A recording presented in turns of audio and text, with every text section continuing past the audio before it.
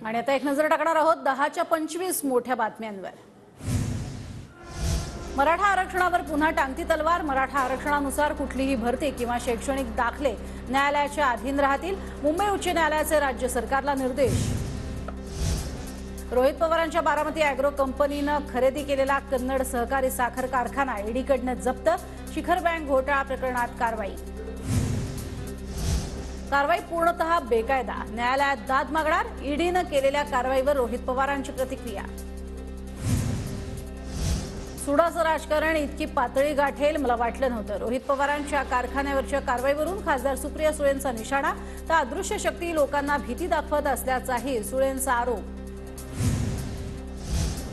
काँग्रेसकडून लोकसभा निवडणुकीसाठी 39 उमेदवारांची पहिली यादी जाहीर। वायनाडमधून राहुल गांधी, तिरुवनंतपुरममधून शशी थरूर तर भूपेश बघेल यांना राजनांदगावमधून लोकसभा लढवावी लागणार। मनसेचा उद्या वर्धापन दिन नाशिकमध्ये साजरा होणार। मनसेकडून जय्यत तयारी। वर्धापन दिनासाठी भव्य स्टेज बांधण्यात आला असून मनसे राज दरबार असं देखील लिहिण्यात आलंय। मनसे अध्यक्ष राज ठाकरेंच्या हस्ते नाशिकच्या काळाराम मंदिरात आरती।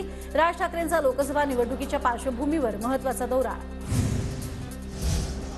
उद्धव ठाकरेंची गाडी मराठा संघटनेकडून अडवण्याचा प्रयत्न। धाराशिवमधील ढोकी गावात जाताना ठाकरेंची गाडी अडवण्याचा प्रयत्न। ठाकरेंच्या ताफ्याला मराठा संघटनांनी दाखवले काळे झेंडे।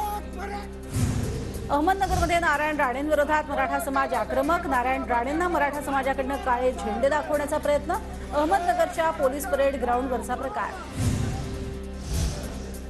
फांदीवरती बसलेल्यांनी आव्हानाची भाषा करू नये। आपल्याच फडफडीने फांदी तुटून रामराम म्हणायची वेळ येईल।